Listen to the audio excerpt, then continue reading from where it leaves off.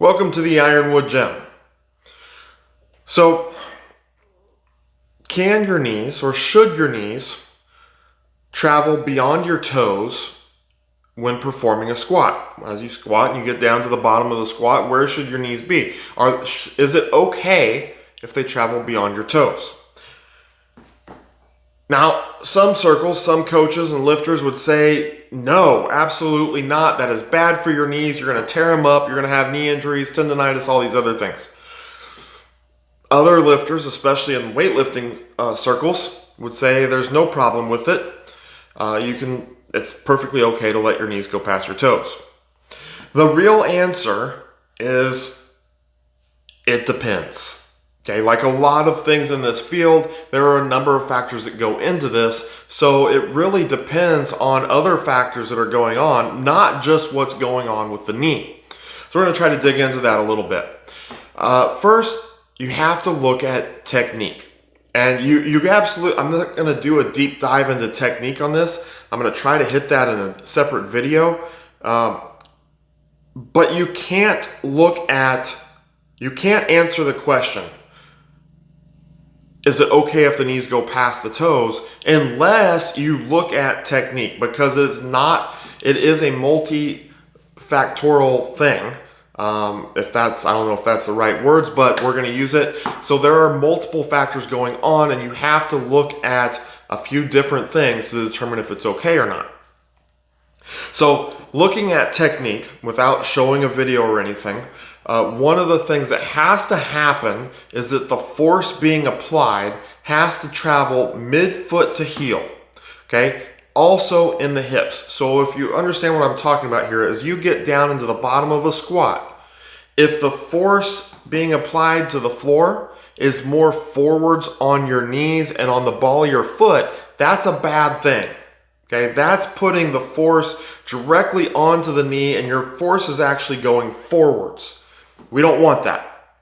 Now, at the same time, so those of you in powerlifting circles know that we squat back, all right? We sit our hips back, therefore our weight is being distributed not only to our hips, but when you look at the foot, it is definitely going to be on the heel.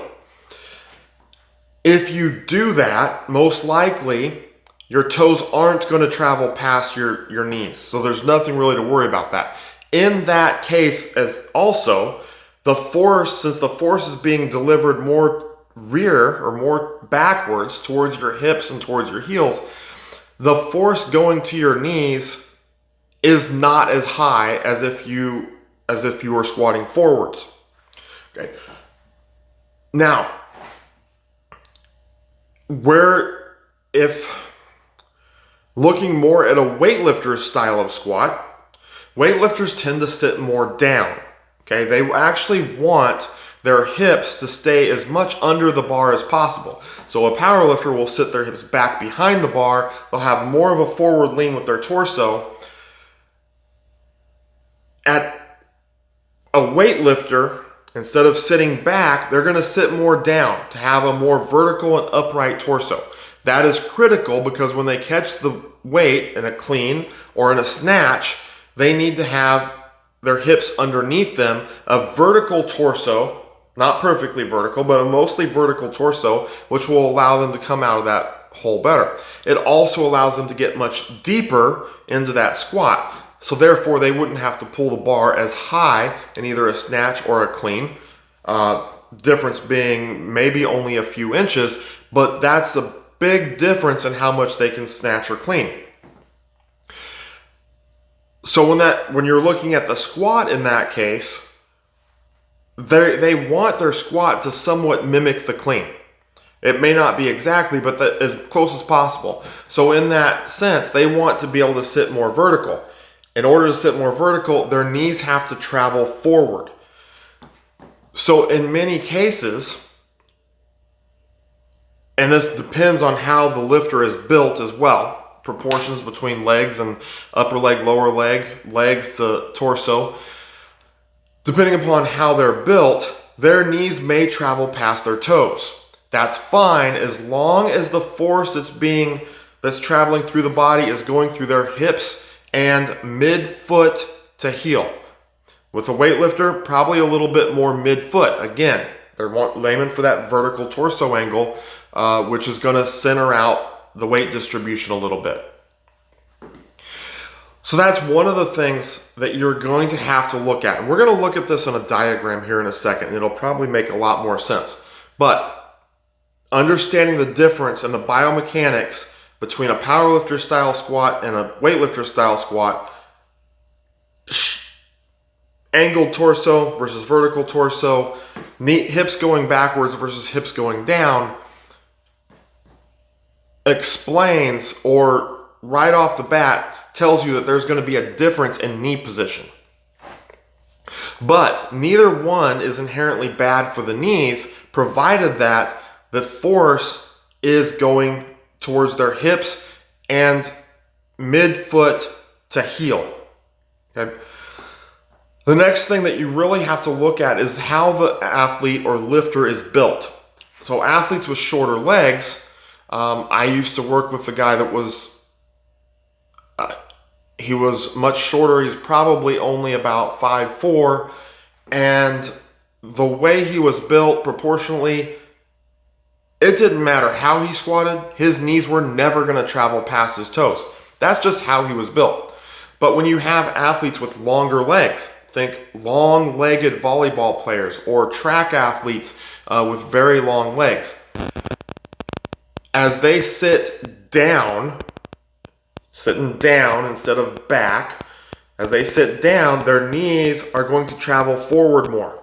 Okay? It has to, in order to keep the weight distributed properly. Now, if their legs are long enough, and depending upon proportions between upper and lower leg, their knees may need to travel past their toes. Again, this is not a problem, provided that the weight is being distributed more hips and midfoot to heel versus towards the ball of their foot. If the weight starts to shift towards the ball of their foot, then the weight is also being distributed more towards the knees, and that is going to cause problems. So let's look at this in a diagram, and hopefully this will start to clear some things up.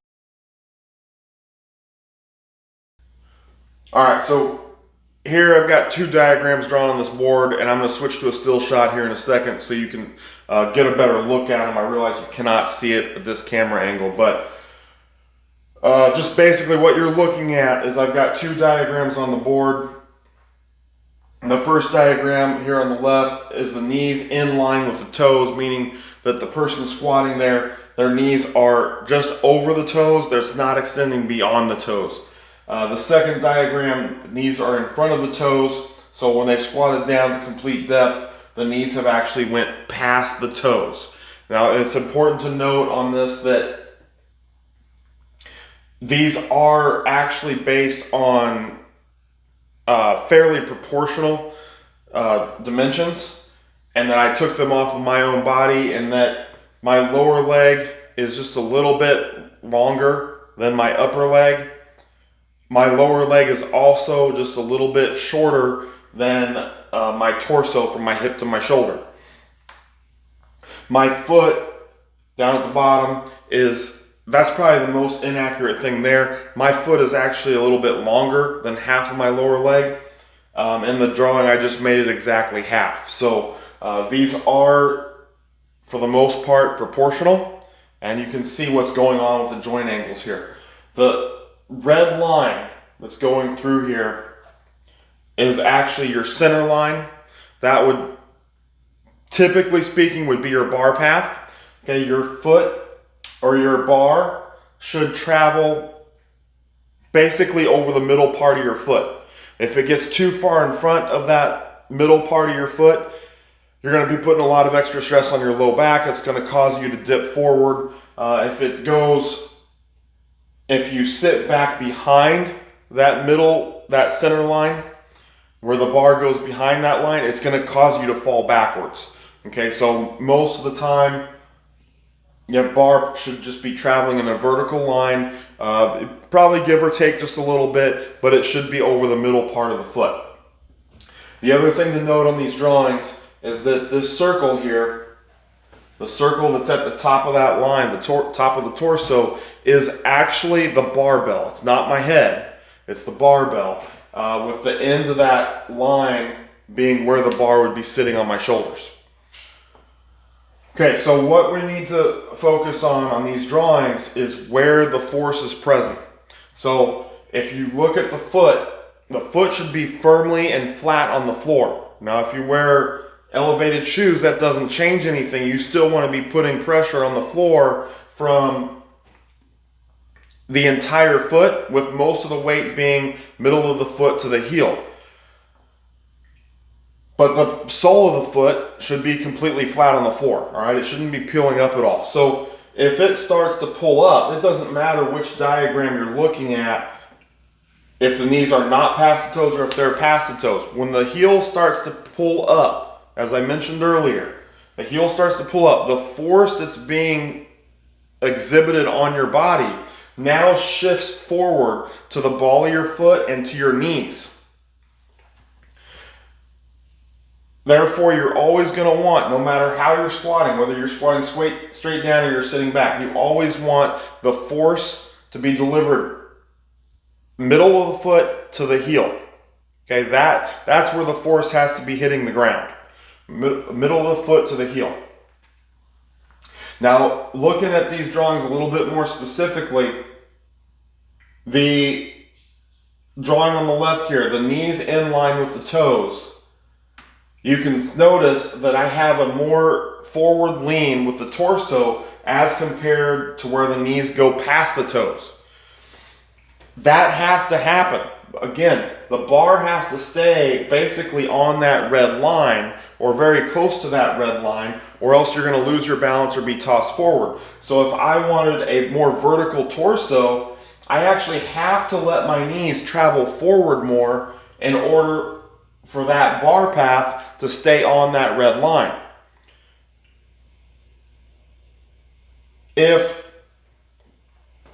That's where you look at this knees in front of the toes, my torso angle is much greater. It's much steeper, more vertical, and I'm sitting deeper, but now my hips are actually closer to my feet from a front to back perspective. My hips are closer to my feet than when the knees are in line with my toes or not going past my toes. There you can see I'm sitting back more. Okay, the angle of my torso has me sitting back more. So in order to sit more vertical, like in a weightlifter style squat, I have to sit down, meaning that my torso angle is going to be greater. But when I do that, my knees have to be allowed to travel forwards. If I try to restrict that, if I restrict my knee movement, then the only option for my torso is to start to lean forward more, okay? And my hips would have to go back more, resulting in this version on the left, my knees in line with my toes. Now, as this angle, if you're looking at the inside of the line there, that angle is becoming smaller between my lower leg and my upper leg. As that angle becomes smaller and my knees go forward more, that happens concurrently, that happens at the same time. If my knees go forward, the angle between my knee and my upper leg, or my lower leg and my upper leg, gets smaller. As that happens, the more stress is being put on my knees. Okay, that should be a given. More stress is being delivered to my knees.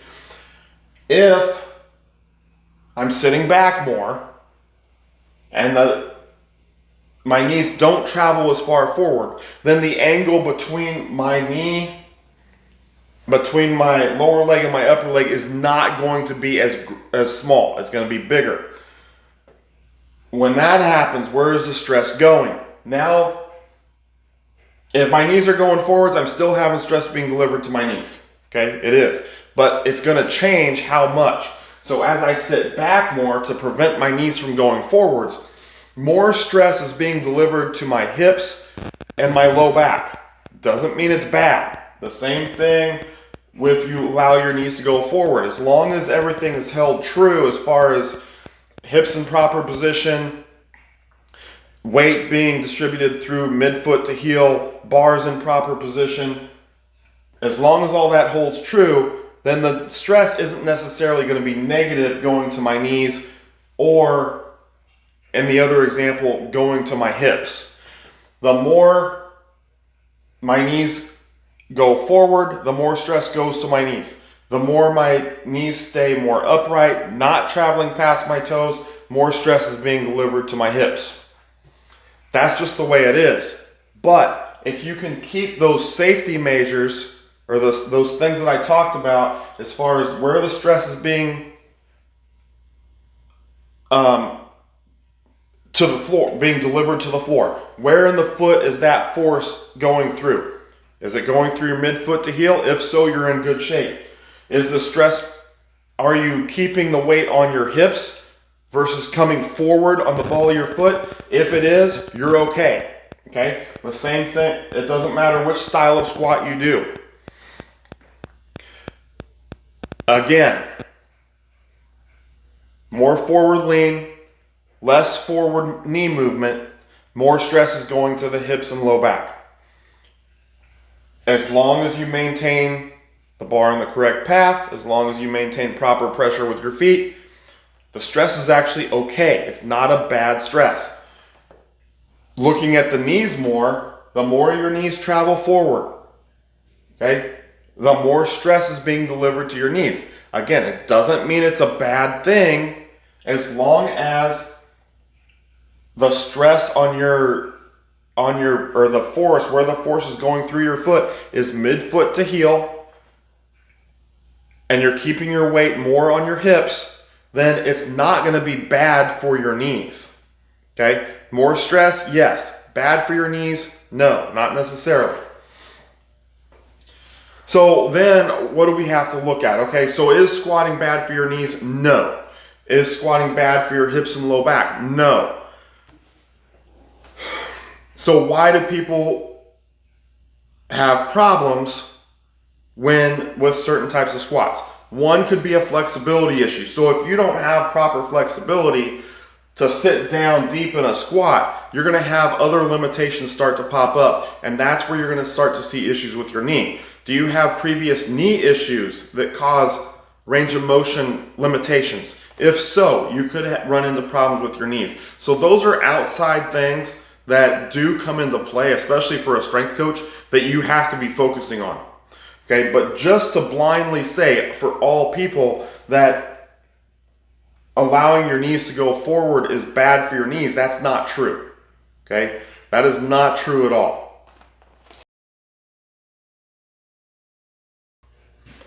All right, so let's look back at the original question. The original question was, is letting your knees go past your toes in a squat bad for your knees? And as I said at the beginning, it depends. It really depends upon the situation. And in a normal, healthy individual, if you squat correctly and keep the force delivered to the floor through your foot in the right place, meaning your force is going through midfoot to heel, and you're not pushing forwards towards your knees, you're just letting them go forwards, keeping the weight more on your hips and on your legs, then it should be safe. Okay, it should be safe for a normal, healthy individual. But if that individual has limitations as far as mobility goes, whether that's from previous injuries, whether that's from poor ankle mobility that doesn't allow their knees to travel forward without pulling their heel up, whether they have poor hip mobility, so as they squat down, they can't get their hips to sink straight down, and it makes their hips kind of sit back, or they can't bend at their hips very well, then that's going to cause issues. It's probably going to cause them to shift forward into their knees, therefore putting the stress into their knees, meaning that could cause problems. Okay, so squatting super deep and letting your knees travel freely past your toes, it may not be for everyone. But to say that it's bad for everyone, that you should never do that, isn't true. Okay? By allowing your knees to travel forward more, you're going to get a lot more development in your quads. Your quads are going to become much stronger, and if you're trying to get them bigger as well, they're going to grow. So for most people, for healthy individuals, whether it be athletes or lifters, they should be able to squat and let their knees travel freely without having any issues. Okay, so one point that I want to make here is that you want to let your knees move freely. You don't want to block your knees. You don't want to stop your knees from traveling forward. Okay? You don't want to squat in a manner that intentionally prevents your knees from moving where they want to move based on where your hips are. You want to let those knees go where they need to go based off of where the force is and how vertical your torso is, where the force is on your feet, where the force is on your thighs, on your legs, and on your hips, and based on how vertical your torso is. So if your torso is more vertical, your knees are going to need to move more forward. How forward is going to depend on some of the things we looked at in this chart or in the diagram. If you have longer legs, your knees are probably going to need to go forward more. Good mobility, your knees can probably go forward more. We also don't want to, on the flip side of that, which probably doesn't happen very much, we don't want to force our knees forward. Let them go where they want to go based off of squatting properly, utilizing proper mechanics with your hips and keeping the weight distributed on your feet correctly. With that, giving consideration to what type of squat you're doing and what the goals of your squat are. If the goals of your squat are more weightlifting oriented, you want to be able to clean, you want to be able to snatch, you want to develop your quads, you want good range of motion, being able to sit down nice and deep at the same time as good range of motion through your knees. If you want those things, let your knees travel forward freely and don't worry about if they're past your toes or not. That's all I have. Feel free to ask any questions. Post them in the comments. Any feedback, post them in the comments. But until next time, always be in the pursuit of strength.